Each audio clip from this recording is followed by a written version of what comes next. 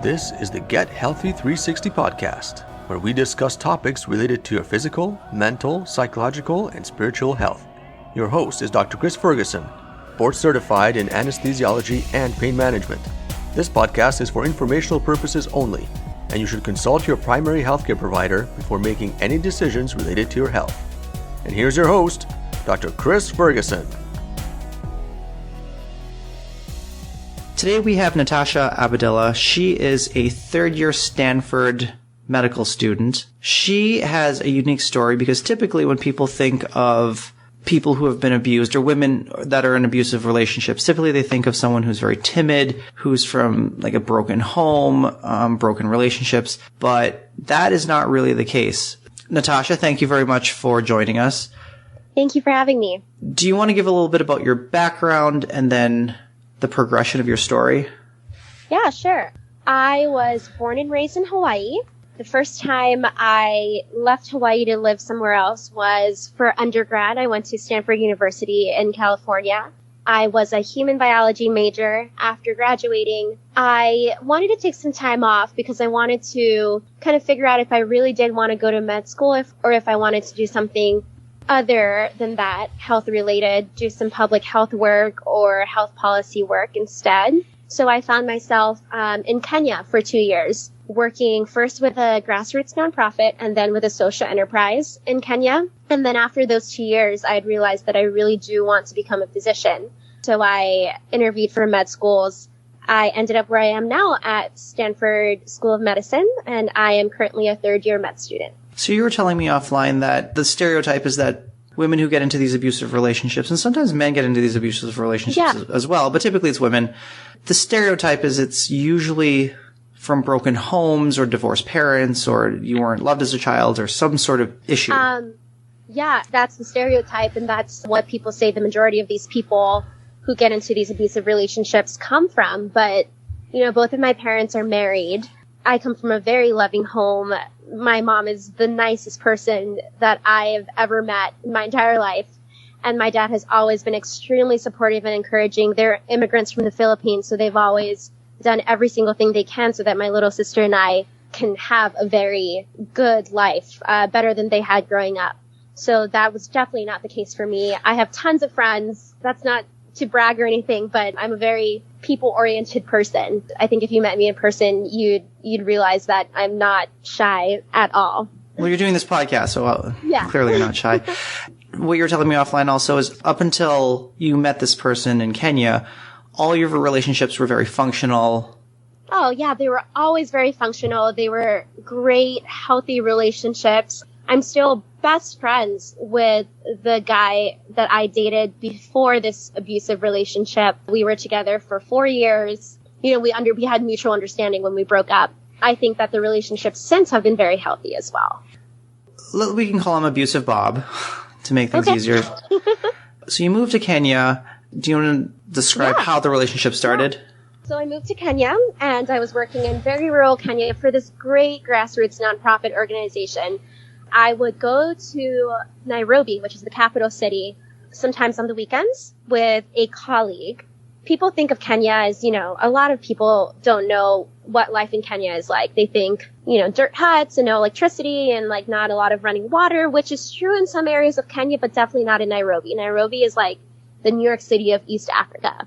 Lots of clubs, lots of malls, KFC and the Cheesecake Factory. Not really the Cheesecake Factory, but Cold Stone. Cold Stone was there. Cold Stone delivered to your house if you wanted. So I would go there on the weekends just kind of to see other people and to meet up with friends. And I met this abusive Bob through one of my colleagues who I worked with through some mutual friends. You know, we hit it off. He was great. He was charismatic, very passionate about the work that he did. We went on some dates. We realized the sense of liking each other was mutual. And we started dating. So no weird flags. He wasn't like kicking puppies or no, not at all. Stealing from Cold Stone or anything like that. No, not at all. He was very educated, very intelligent, interesting, could carry on a great conversation, not just about the weather. Very normal beginning of a relationship.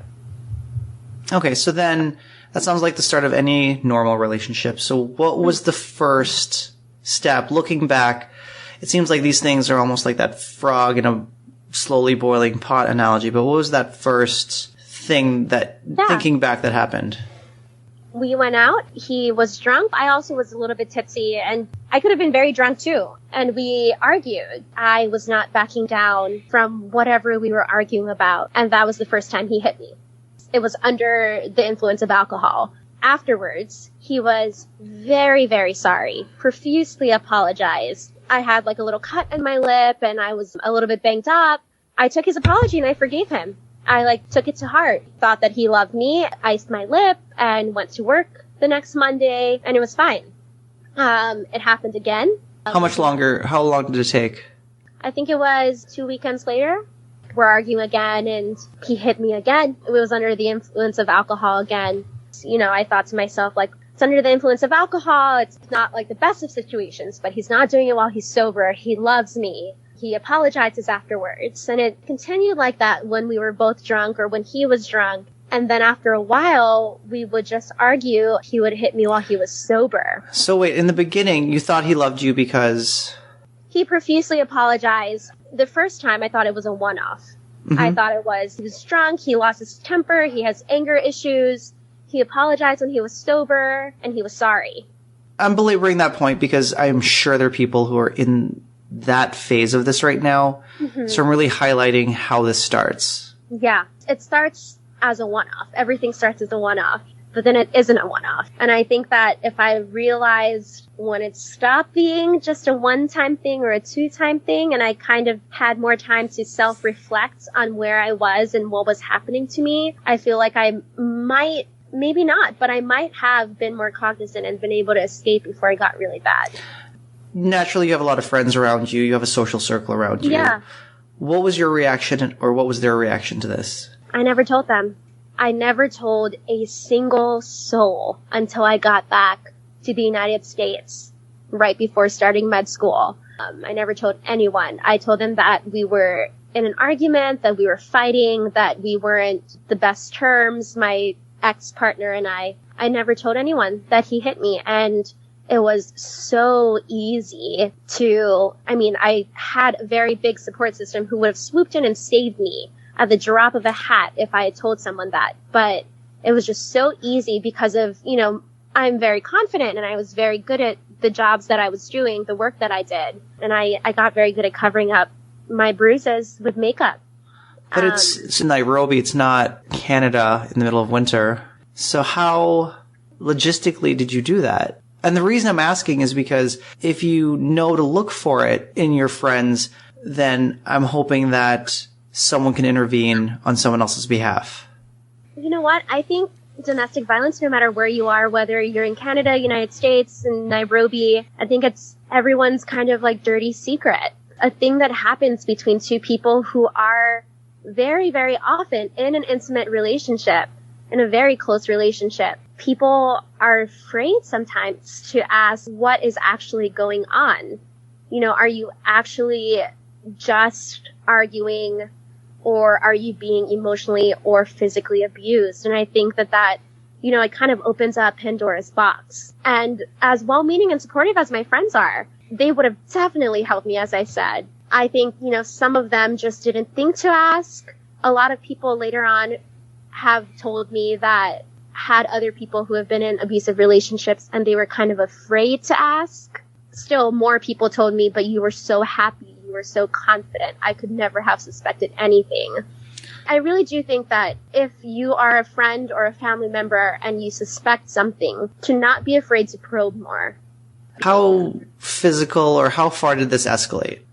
Oh, it was really bad. Black and blue eyes. There was a point where I had to stay home from work in Nairobi because I couldn't figure out how to color correct with makeup or how to use enough foundation to cover things up. There was a point one of my eyes couldn't open physically because it was so swollen. So it was really bad. He choked me. He kicked me while I was down.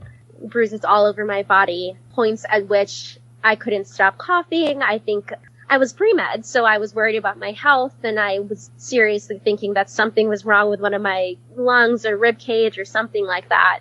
It was extremely, extremely bad, and if I hadn't gotten out when I did, I really do think I would be dead right now. And you were in contact with your parents this whole time. I was in contact with my parents, and that makes me feel the saddest of all. I came out publicly with my story through a Stanford Med blog. Stanford Med has a blog called Scope, and there is a section called Stanford Med School Unplugged, where medical students are able to write pieces about their lives as med students or their experiences. And October is Domestic Violence Awareness Month. I came out publicly through this blog. I hadn't told my mom and dad about this yet. It's 2018 now, and I started med school in August of 2016, so I left Kenya in maybe June or July of 2016. I hadn't told my mom and dad about it.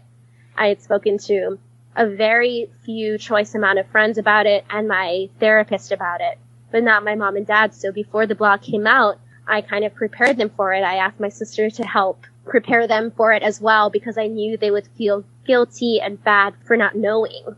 And I have a very good relationship with them. My mom's my best friend. I tell her everything from med school problems to boy problems, but I didn't tell her about this. At what point did you get the therapist? I went to therapy while I was an undergrad. I'm very thankful that Stanford has a very good support system and psychological service system. So I had therapy sessions when I was an undergrad. I've had friends pass away, friends commit suicide. So it wasn't my first time to therapy, but I got a therapist when I started medical school as well, a more regular therapist, just because I was still coming off of that abusive relationship with the stress of starting med school again. Everyone needs some mental care. And what was your experience with the therapist? Because therapy is also one of those things that no one really likes to talk about. I think a thing that a lot of people probably need, but are almost ashamed or afraid to do because they just don't know what it is and what you would do in therapy. My experience with the therapist was very, very good. So I saw a psychologist and a psychiatrist. They kind of helped me talk through my problems in a non-judgmental way. My big problems, as in like this abusive relationship, and also my little problems, like being stressed out about med school, feeling like I couldn't manage my time.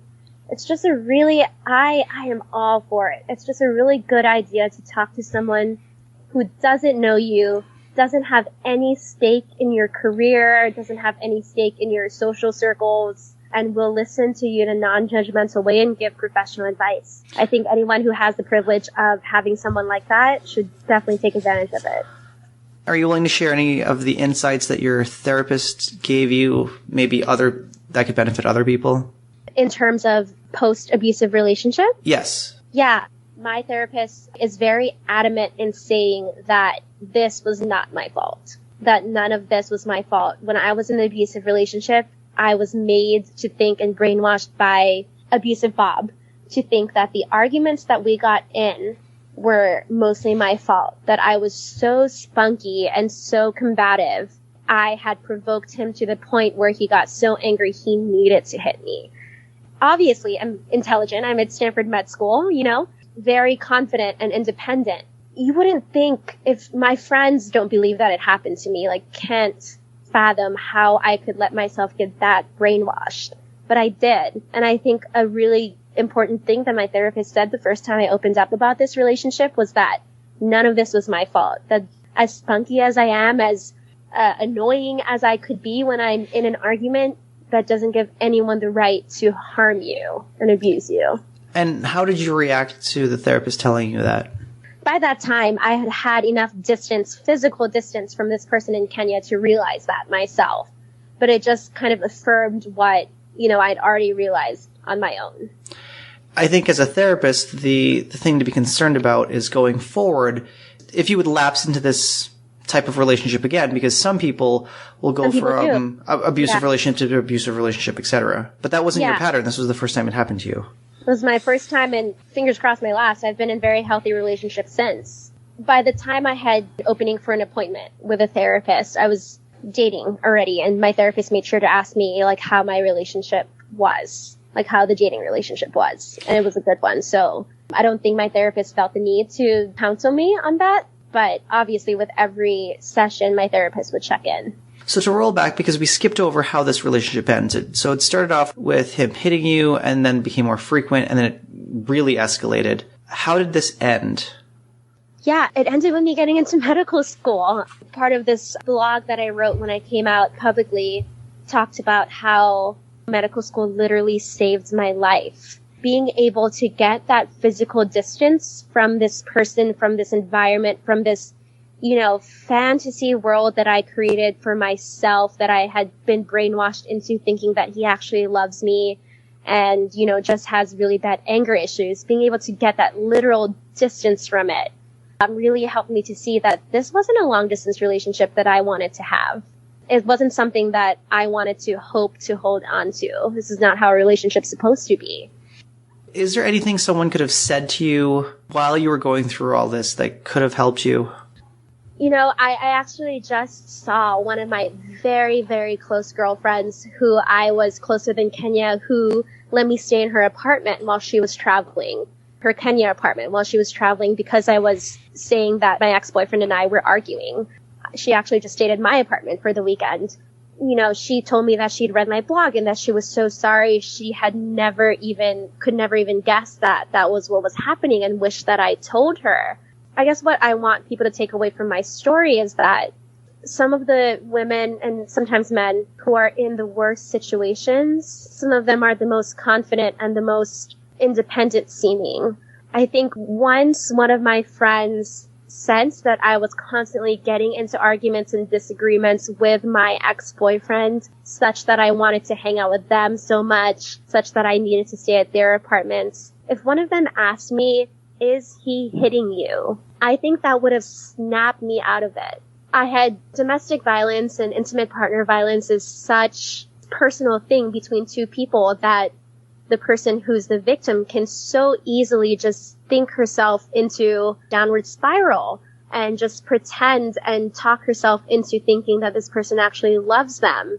I think if someone else were to just ask, "Is he hitting you?" Not even a close friend. Like, I went to an eye doctor because I needed a new prescription for glasses because he broke my glasses to make sure that I wouldn't be able to see. He broke my eyeglasses and my eyes were too swollen to make me feel okay putting contact lenses in. I went to an optometrist. My eyes were bloodshot because the small blood vessels in my eyes were broken from when he hit me. And I remember just thinking, I really hope this optometrist will ask me. Like, I was really desperate for someone to ask me. And I think, I think the feeling was shame at that time. Just a lot of shame for letting someone get that far with physically abusing me. I was scared of him getting found out as well because I thought I loved him too. And I didn't want to ruin this quote unquote special relationship that we had. And if someone had just asked me, "Is he physically hitting you?" I think that would have snapped me out of this like 2-person world that I had created of this like loving relationship that just sometimes goes bad, and would have brought me back to reality and made me realize, no, this is not what should be happening in a good, healthy relationship. And since moving on from this offline, you were saying that now you're in a very healthy, happy relationship. What would you want to tell someone who is perhaps in that situation or is getting into that situation or is thinking of leaving that situation? How would you compare and contrast a normal, healthy relationship to everything you just went through? No one's really asked me that question as specifically as you just did. I've had conversations that have roundabout kind of asked me that question. But I think the most important thing to think about is, does the person you're with make you feel fear? And if at any moment you are scared of someone hitting you or of someone putting you down with his or her words, even when you're having an argument, I think that is a very, very big red flag. And I think that you should just grasp onto that fear that you might be feeling and know that that's not something that happens in a very healthy relationship. Which is worse, or which do you recall being worse, the physical abuse or the emotional abuse? Oh, the emotional abuse, hands down. That's a very, very quick answer. I could take the hitting, the black eyes, the pain, but I think the emotional abuse was worse because after a while I felt so isolated. The physical abuse kept me from going to work, or didn't keep me from going to work. I learned how to cover it up so well with makeup. But the emotional abuse was worse because I felt like, I loved someone with all my heart, but wasn't always reciprocated. I felt like it was always my fault when I got hit because I was too spunky, I was too outspoken, I'm not supposed to argue that much. It was a dampening of my spirit, I think. That sounds super hippy-dippy, but I can say that the emotional abuse was worse at the time, and it's even worse, moving forward now. What would you say to someone's parents or someone is friends with someone who is in a very unhealthy relationship? What advice would you have for them if they are aware of this situation and they want to do something? I would say make sure your relationship with that person is strong enough such that she trusts you. And I'm using she just because, the vast majority of people in relationships like this are female. I would say, just as they tell us in med school when you think someone is suicidal, you really need to ask that very explicit question. Is he hitting you? I think you shouldn't be afraid of asking that question. I think you shouldn't be afraid of the repercussions. I think it's a very important question to ask, but also be careful when you're asking that question. Make sure you're not around that person that might be doing the abusing. Well, what about asking about the emotional abuse? Like, how would you ask that? Any suggestions? I would ask open-ended questions. I wouldn't turn it into a yes or no, interrogation scenario. I would ask more open-ended questions and just make sure that it's a very accepting environment. Don't make the person feel like you are judging her for letting herself be either physically or emotionally abused for that long. I think that that's the best anyone can do. And I also encourage anyone who thinks that they know someone who is going through a domestic abusive relationship to call. There's a national domestic violence hotline in the United States, and I'm sure there are various others in other countries. I encourage that. I think that they have great resources for helping people through their unique circumstances. You're also on social media. You're on Twitter, correct? Yeah, I'm on Twitter. My Twitter handle is at Natasha Abadilla, Abadilla. If anyone wants to contact me or share their story or ask me more questions about my experience, I definitely invite you to reach out. And my blog is up on the Stanford Med School blog as well.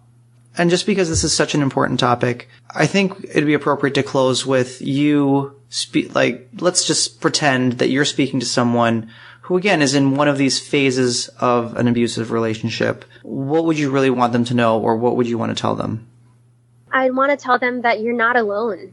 This is so much more common than anyone really knows. It's like the dirty little secret that people want to keep secretive. I want to tell them that he or she shouldn't feel embarrassed or ashamed that they let this happen to them. So many more people, even complete strangers, care so much more about your well-being than your abuser does. It might be hard to realize it, but I would encourage them to think about whether or not they'd want their best friend or sister or mom to be going through the same thing and act from there.